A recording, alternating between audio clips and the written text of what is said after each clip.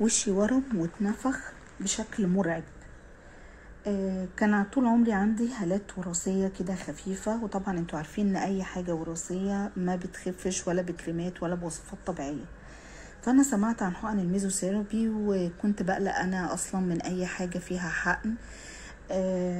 فالمهم توكلت على الله كده وقعدت قريت عنها كتير. لحد ما سألت لقيت فيه مركز تجميل كويس جدا، والدكاترة اللي فيه كويسين، الفيدباك بتاعهم حلو، وفي ناس انا اعرفهم كانوا بيروحوا يتعاملوا في المركز ده مفيش اي مشاكل منه خالص. واتوكلت على الله وقلت خلاص اروح اخدها واجرب كده. فروحت فعلا.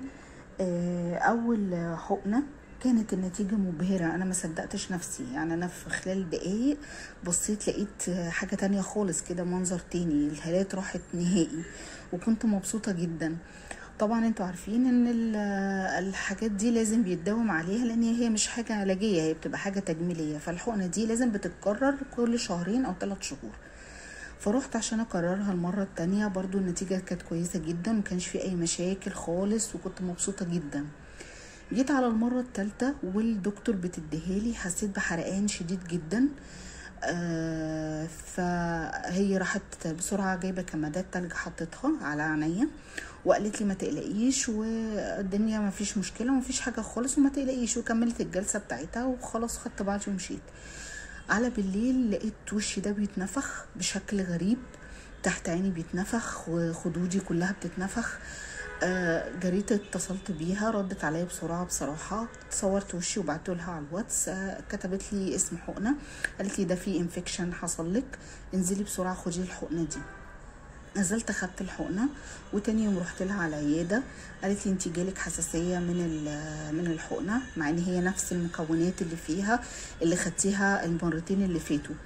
فكتبت لي علاج اخده، قعدت فعلا خدت العلاج لمدة اسبوعين. طبعا كان الورم بينزل بالتدريج، بس انا كنت مرعوبة، يعني كنت خايفة كل ما ابص لوشي في المراية اترعب. على اخر الاسبوع التاني كده الدنيا اتظبطت الى حد ما، والدنيا بقت كويسة وابتديت اهدى شوية. المهم يا جماعة، خلاصة الكلام انا جاية اقول لكم تجربتي، واقول لكم ان اي حقنة ناخدها نتعامل معاها زي معاملة الحقن الانتي بايوتيك اللي احنا لازم نعمل لها اختبار حساسية.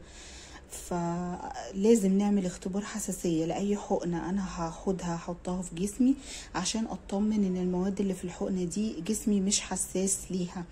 حتى لو كنت خدتها قبل كده، يعني انا زي ما شرحت لكم ان الحقنه دي انا خدتها مرتين وما كانش فيها اي مشكله خالص، وربنا اراد ان هي المره الثالثه يحصل فيها كده.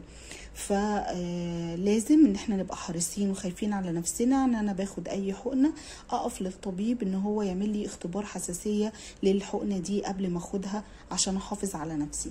وربنا يحفظ الجميع يا رب، واتمنى يكون الفيديو فاتكم، واشوفكم على خير الفيديو الجاي ان شاء الله.